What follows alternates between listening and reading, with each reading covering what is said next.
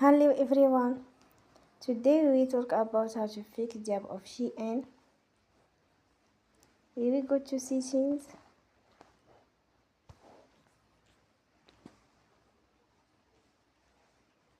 Then we click on apps.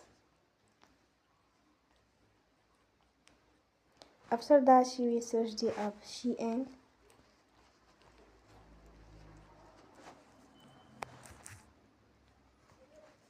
And we click.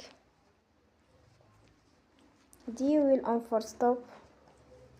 After that you will go to storage. Then we click on clear cache.